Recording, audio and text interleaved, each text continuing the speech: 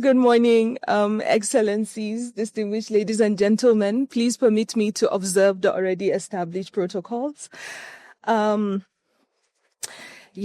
such an honor to be here with the elders and to listen and to learn and to understand further the issues and to see how young people can also contribute. As a global peace advocate, peace is not always the absence of conflict to me.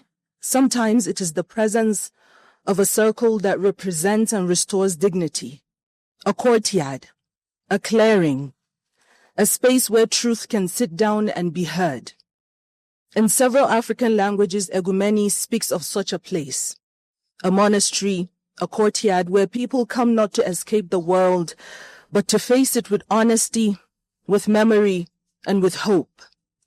In that spirit of peace, rooted in truth, in tradition, in transformation, I offer this poetic reflection. They call this space Egumeni, a courtyard, a hearth, a clearing in the forest where the village brings its unfinished business. Here, the baobab does not speak alone. Its roots are counsel, its shade a parliament. We come carrying baskets of stories, some heavy with grief, some ripe with hope, because as our grandmothers say, one head alone cannot carry a roof.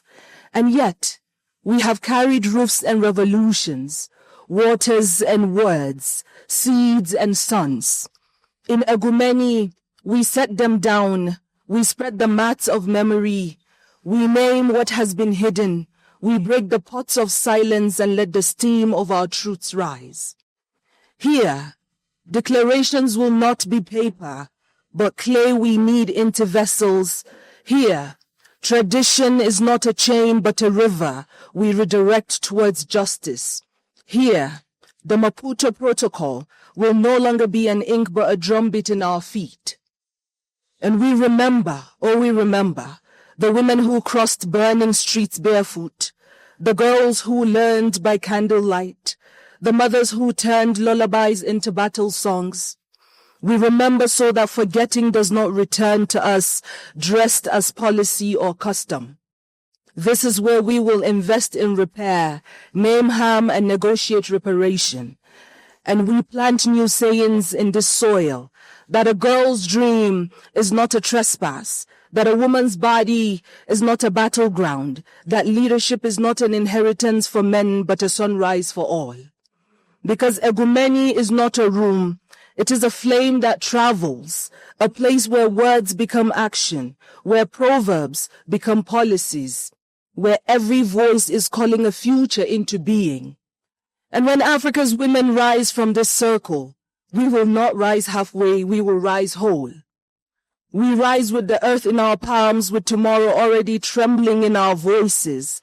We rise not as a question mark, but as an exclamation, the chorus of a continent that will no longer whisper its power. Thank you so much.